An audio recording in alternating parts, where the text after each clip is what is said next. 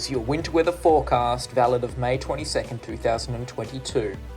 Well, brand new information has come in about the WA cold front that's expected to slam southwestern portions of Western Australia this today and into tomorrow as well. I recommend watching the entire full length of the video to make sure that you are up to date on what wind, what rainfall and what waves are coming for your location around Western Australia.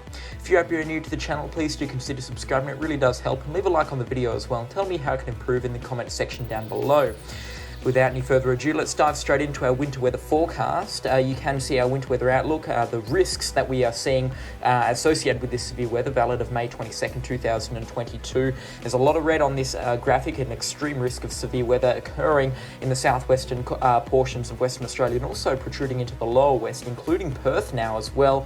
A breakdown of this graphic: blue basically means that the risk of severe weather is there, but it's not high. Green, again, it's there, but it's a little bit higher than the blue, but still not expected to happen really badly. But yellows, oranges and reds is especially when you start getting into business, especially with those reds, you do start seeing some significant severe weather likely to unfold there. Greens basically covering the coastline, extending down from Kalbarri all the way through South Australia and up towards Adelaide as well, with yellows extending over Kangaroo Island. And also yellows extending between Geraldton and over across to Esperance and Cape Arid, that sort of region, with the extreme risk of severe weather also in effect for much of the Perth coastal region up towards Jurien Bay. Most of that is the wave and rain threat at this time. Here is a look at what severe weather warnings are expected, the locations that we're seeing severe weather warnings likely to be issued later today. You can see again severe weather warnings possible, but not current. I need to make that really clear. This is not current severe weather warnings extending from Geraldton down to towards the south, including Augusta, Albany, Esperance, also the Perth metro area, Bunbury, Busselton, and then up towards Jurien Bay, Geraldton, and that sort of area, and inland towards York and Northam. Damaging winds, heavy rainfall and destructive surf will be the main threats, especially for coastal and hilly terrain.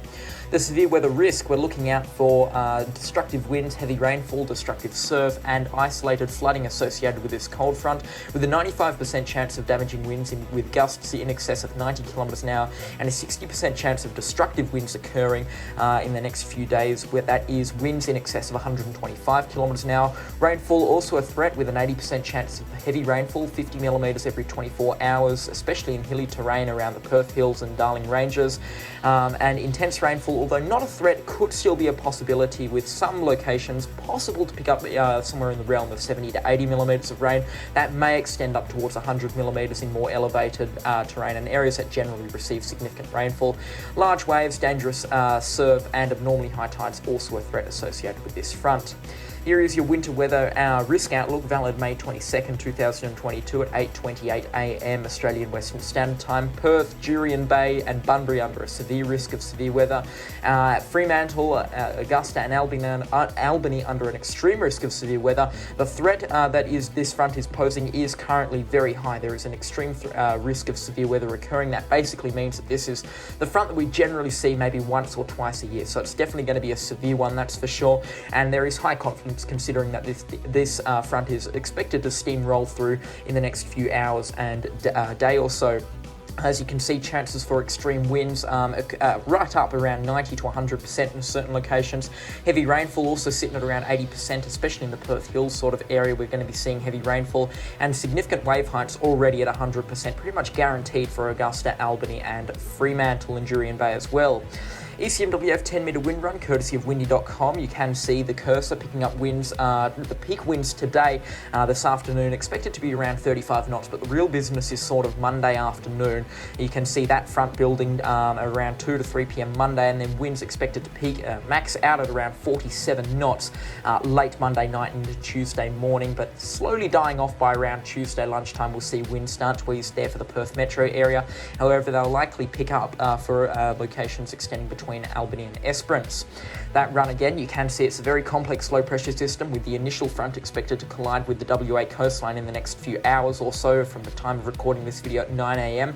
And then the real front, the back end of this front, Monday afternoon, expected to collide with the coast around 5 p.m. Monday for the southwestern portions of Western Australia, extending up towards Perth at around 8 p.m. Local time there. And you can see again winds expected to exceed 50 knots in some locations, with gusts possibly up towards 50, maybe even 60, maybe even 70 knots in locations.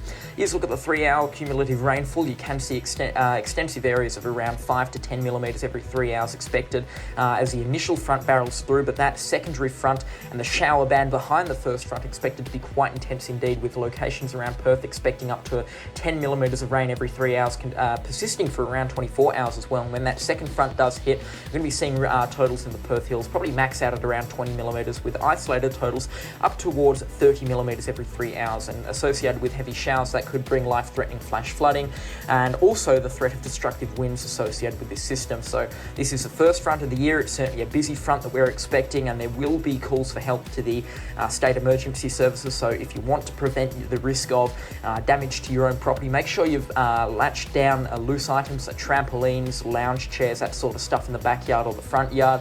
Everything's away, your cars are away, out of the way from trees that could fall, because trees are likely to fall in these sort of conditions that we're expecting to see, especially with the heavy rainfall and damaging winds that are coming with this front.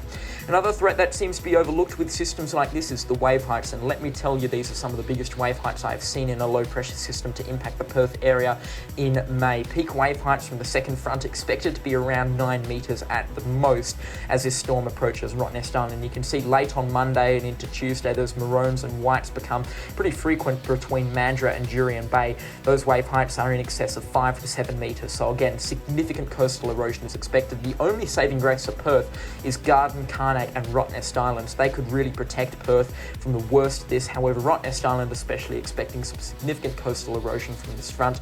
This certainly will be the opening front for winter, and I do expect it will be one of the most severe fronts this winter for the Perth area at least. You can see again as we play the run through again those deeper greys and then into the light blacks. Really, you could be seeing some massive waves, 8 to 9 metres as I've mentioned, colliding with Jurien Bay up towards Geraldton as well. Again, Geraldton does get protected from the Abrolhos, however heavy waves are still expected. So boating is a very dumb idea on Monday and into Tuesday.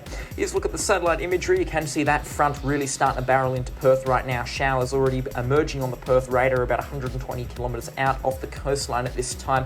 This front is really gnarly indeed. It's massive, extending up towards Carnarvon and right down to around 50 degrees south. So it's got a line that's about 2,000 kilometres long, and it really is quite a thick one as well. This front is going to pack a punch, so make sure you are prepared.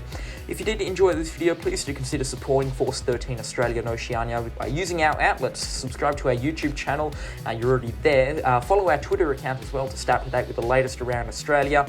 Check out our website, as mentioned, that's like the ABC News, but for weather, frequent storm updates there, and also weather news, so make sure you check us out there. Support us at patreon.com/force13 and store.force13.com, where we're offering some very sweet deals at the moment. But that is all from us, and we'll keep you updated on this storm. Make sure you do stay safe, and we'll catch you all in the next storm. Goodbye.